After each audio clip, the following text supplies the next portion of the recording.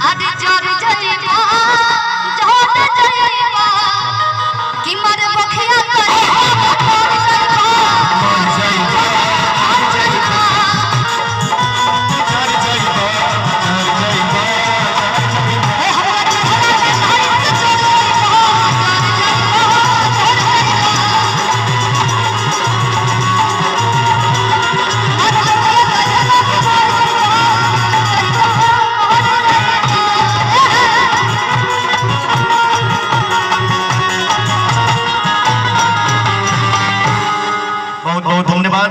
चूंकि मंच पर तमाम आदरणीय कलाकार सबके उपस्थित सबके उपस्थिति बात या हाजिरी लगे के चाहिए। बहुत बहुत धन्यवाद आदरणीय श्री रिंकी तिवारी भैया के कि इतना समय हमरा के दी देनी। बहुत बहुत धन्यवाद भैया।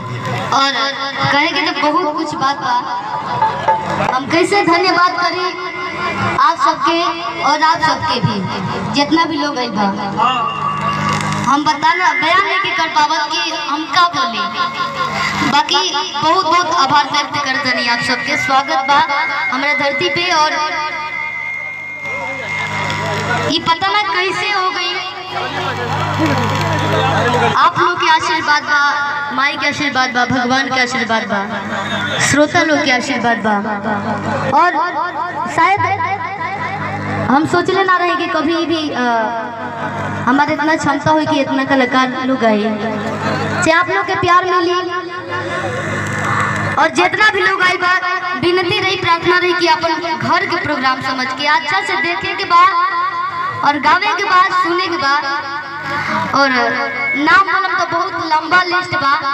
सबके स्वागत करतनी, प्रणाम करतनी, पैर छू के गोड़ लगतनी। Thank you so much. शिल्पी जी बाबू 2 सेकंड। आनंद मोहन बाबा आज तनी रौरा एक बार पत्रकार शिल्पी जी से वो प्रश्न कैले कि भोजपुरी के बारे में राउर का विचार बा। आनंद मोहन बाबा हमार गार्जियन कुछ और राउर राह बा भोजपुरी के बादो काम करब।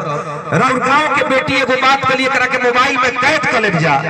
शिल्पी जी कली कि दूध के दूध पानी के पानी कहब, मेघ के गर्जना बन के हम दरिया के रवानी कहब और जब तक हमार भोजपुरी जहाज हिंदुस्तान के प्यार रही तब कलम उठा के पहले हम सिर्फ भोजपुरी के कहानी कहब।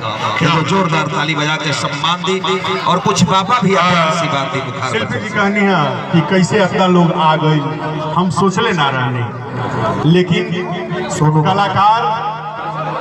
कलाकार ऐसा ही ना होला। कलाकार पूरा दुनिया ना हो गई। कलाकार के हृदय ही अलग है और ये हमार परिवार है। आज शिल्पी जी चाहे कोई भी व्यक्ति अपना के यहाँ बुलावेला, लेकिन हमनी के ऐसा समझ के आदमी आई बा कि हमारा घरे बियाह हो रहा बा, जलसा हमारा घरे हो रहा। शिल्पी जी के घर बांटल नहीं।